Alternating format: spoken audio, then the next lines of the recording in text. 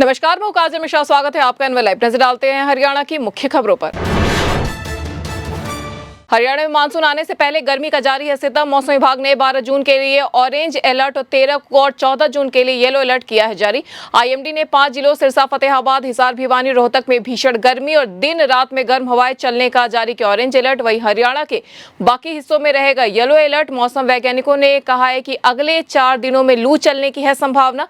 हरियाणा में पिछले 3 दिनों से तापमान में दर्ज की जा रही है बढ़ोतरी।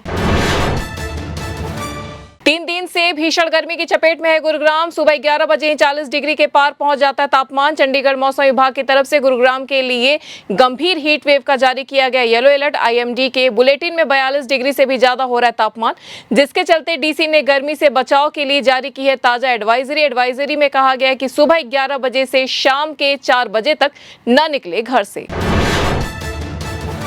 सिरसा के अनाज मंडी में आयोजित संत कबीर दास जयंती समारोह में पहुंचे सीएम नायाब सैनी। संत कबीर जयंती समारोह में सीएम नायाब सैनी का किया गया जोरदार स्वागत।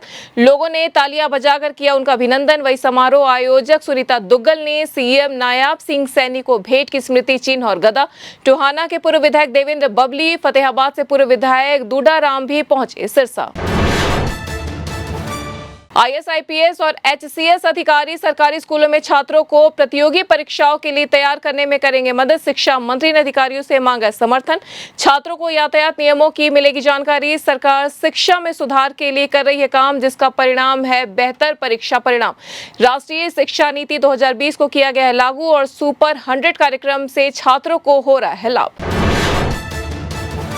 जल्द ही हिसार से जयपुर, जम्मू और अहमदाबाद के लिए भी शुरू होगी हवाई सेवाएं। यह एयरपोर्ट विकास की गति पर तेजी से बढ़ेगा आगे। मुख्यमंत्री नायब सैनी ने कहा कि प्रधानमंत्री नरेंद्र मोदी के नेतृत्व में पिछले 11 साल में देश में 150 से ज्यादा बने हैं एयरपोर्ट।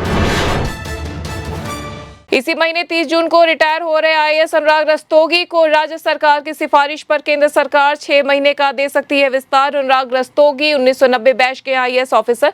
हरियाणा सरकार द्वारा अनुराग रस्तोगी को 2024 नवंबर की शुरुआत में कुछ दिनों के लिए मुख्य सचिव के पद का किया गया था कार्यभार।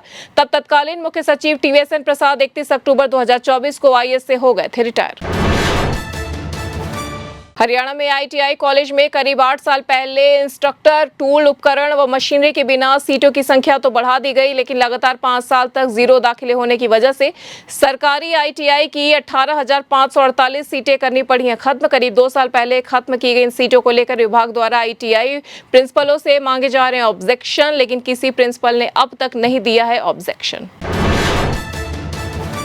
रोहतक के गांव रिटौली में 1 जून को गैंगवार में अनिल की हुई थी हत्या। इस मामले में पुलिस अब तक सिर्फ 2 आरोपियों को ही पाई है पकड़, जबकि 3 आरोपी अभी भी हैं फरार।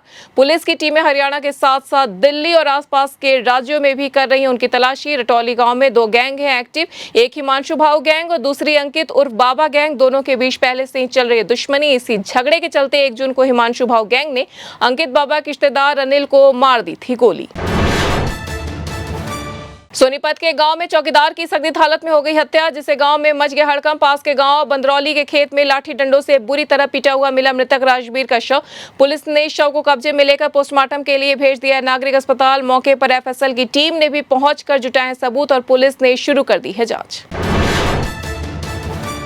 पाकिस्तान के लिए जासूसी के आरोप में पकड़ी गई हरियाणा की यूट्यूबर ज्योति मल्होत्रा को दोबारा भेज दिया गया 14 दिन की न्यायिक हिरासत में। उसने मंगलवार को जमानत याचिका की है दायर, जिस पर आज हिसार कोर्ट में हुई सुनवाई। इस बीच ज्योति का चाइना टूर आ गया विवादों में। चाइना के लोगों को, खासकर सोशल मीडिया ब्लॉगरों ने ज्योति को लिया है निशाने पर। तो ये थी हरियाणा की अब तक की मुख्य खबरें। ऐसी तमाम खबरों से जुड़े रहने के लिए देखते रहिए एनएल लाइव।